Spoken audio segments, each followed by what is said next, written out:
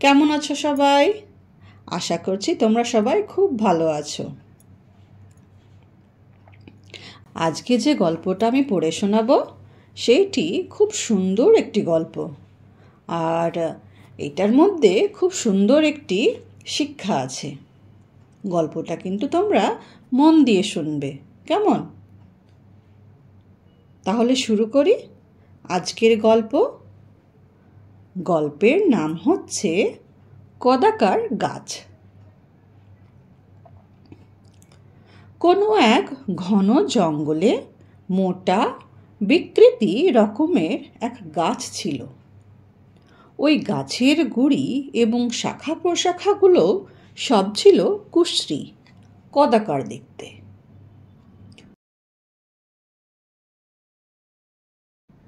জঙ্গলের আর সব গাছগুলো ছিল সরল, সোজা ও সুষম গড়নের।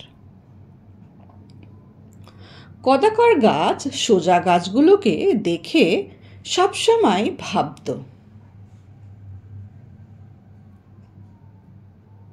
ওরা কত না সুন্দর ও সুশ্রী দেখতে। আর অতি দুঃখের সাথে সে বলতো, আমি কি অভাগা! এই বনে আমি একাই কেন এমন বাঁকা ও কুৎসিত দেখতে হলাম? ভগবান আমাকে কেন এরকম বানিয়েছে? ওরা দেখতে কতই সুন্দর, একদম সোজা, আর ওদের ডালপালাগুলোও কত সুন্দর। আর আমি হয়েছি কেমন যেন বাঁকা টেরা, আমার ডালপালাগুলোও কেমন বাঁকা টেরা, একদম কুৎসিত আমার মতোই আমার ডালপালাগুলো।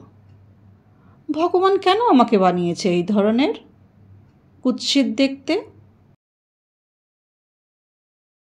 একদিন হয়েছে কি, এক কাঠুরে সেই জঙ্গলে কাঠ কাটতে এলো। বিকৃতি গাছটাকে দেখে সে বলল, এই জঘন্য গাছের কাঠ খেটে আমার কোনো লাভ হবে না। না না না না, কি বিচ্ছিরি এই গাছটা! ডালপালাগুলোও যেন কেমন সরু সরু আর আঁকা বাঁকা গাছ। এই গাছের তো কাঠ দিয়ে আমার কিচ্ছু লাভ হবে না, কোনো কিছুই তৈরি করা যাবে না, না চেয়ার না টেবিল। এই গাছটা তো একেবারেই বেকার। না না না, এই জঘন্য গাছের কাঠ কেটে আমার কোনো লাভ হবে না। যাই দেখি অন্য আর গাছ আছে কিনা। আরে ওই তো, কত সুন্দর সোজা আর কি সুন্দর ওই গাছগুলো! ওই গাছগুলো দিয়ে কিন্তু খুব সুন্দর কাঠ হবে, আর খুব লাভ হবে আমার বিক্রি করে। এই গাছগুলো দিয়ে খুব সুন্দর ফার্নিচার তৈরি করা হবে, চেয়ার টেবিল তৈরি করা হবে সুন্দর। বাবা, যাই ওই গাছগুলোকেই আমি কাটি গিয়ে।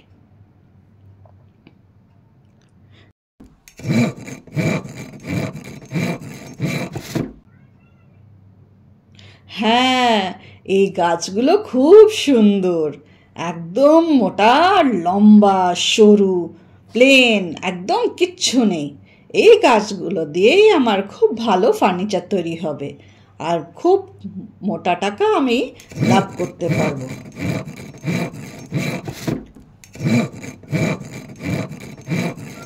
সে তখন সোজা, লম্বা ও সুন্দর মজবুত গাছগুলোকে বেছে নিয়ে একে একে কাটতে লাগলো। সেই দিনের পর বিকৃতি গাছ নিজের কদাকার চেহারার জন্য কখনো দুঃখ প্রকাশ করত না। সত্যি কথা বলতে কি, এই জঘন্য চেহারার জন্যই সে কাঠুরের কুঠারের হাত থেকে বেঁচে গেল। এই গল্পটা দেখলে তো কত সুন্দর, খুব সুন্দর একটা শিক্ষা দিয়েছে না এই গল্পটা থেকে। তাহলে এই গল্পটা থেকে আমাদেরকে এটাই শিক্ষা দেওয়া হয় যে যা পেয়েছো তাতেই সুখী থাকো। তার মানে ভগবান যাকে যেটা দিয়েছে সেটা নিয়েই সন্তুষ্ট থাকতে হয়, তাই না?